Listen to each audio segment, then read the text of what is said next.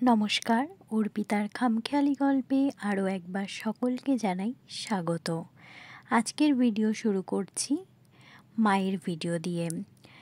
আজকে আমি চলে গিয়েছিলাম কলকাতায় বেশ প্রসিদ্ধ একটি মন্দির, ঠনঠনিয়া কালীবাড়ি। যারা কলকাতার আশেপাশে থাকেন তারা অবশ্যই জানেন ঠনঠনিয়া কালীবাড়ি বা ঠনঠনিয়া কালী মন্দির। 365 দিনই মায়ের এই মন্দির খোলা থাকে। কলকাতা শহর জুড়ে অজস্র কালী মন্দির রয়েছে, তবে এই ঠনঠনিয়া কালীবাড়ি ভক্তদের মধ্যে আজও বেশ জনপ্রিয়। রোজই অসংখ্য ভক্তদের সমাগম হয় কিন্তু এখানে। মায়ের টানেই আজকে চলে গিয়েছিলাম মায়ের বাড়িতে। বেশ অনেক দিন ধরেই প্ল্যান করছিলাম, কিন্তু ওই যে বলে মা না টানলে যাওয়াই হয় না।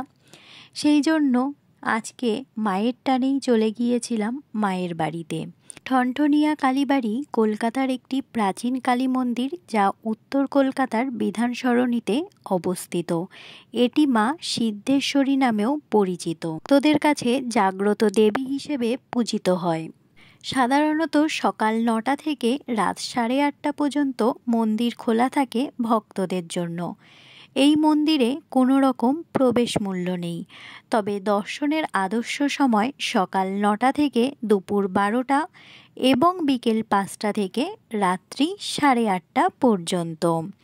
নিকটবর্তী এখানে বিমানবন্দর হলো নেতাজি সুভাষচন্দ্র বসু আন্তর্জাতিক বিমানবন্দর। এই মন্দিরটি বিধান সরণির ওপরই অবস্থিত, তাই সড়কপথে এই মন্দির আসা হলো সহজ মাধ্যম। ধর্মতলা বা শ্যামবাজার থেকে খুব সহজেই এই মন্দিরে আসা যায়। এছাড়াও নিকটবর্তী রেল স্টেশন হলো শিয়ালদাহ, আর নিকটবর্তী মেট্রো স্টেশন হলো এমজি রোড অর্থাৎ মহাত্মা গান্ধী রোড। মায়ের পাশেই রয়েছে বাবা শিবের মন্দির। খুব কম ভক্তই আছেন যারা এই জাগ্রত কালীকে দর্শন করেননি। প্রতি শনি, মঙ্গলবার ও অমাবস্যার দিনে মন্দিরে কিন্তু বেশ ভিড় হয়। আপনারা মন্দিরের কাছাকাছি, মন্দিরের সামনেই পুজোর ডালা পেয়ে যাবেন। মাকে দর্শন করলেই একটা আলাদা শান্তি কাজ করে। কিছুটা সময় এইখানে বসেও কাটাতে পারবেন।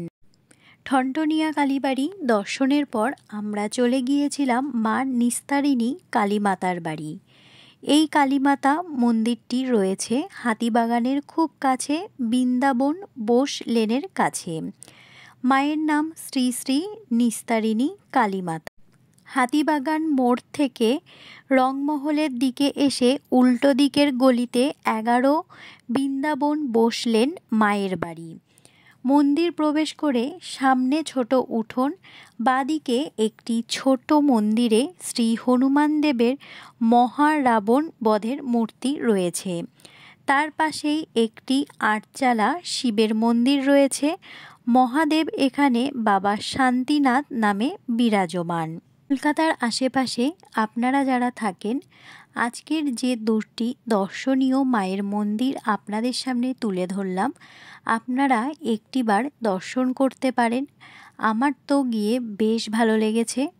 আপনারা পুজোও দিতে পারবেন। 2টি মন্দিরের সামনেই আপনারা পেয়ে যাবেন ডালা, ফুল, মিষ্টি সবই পেয়ে যাবেন।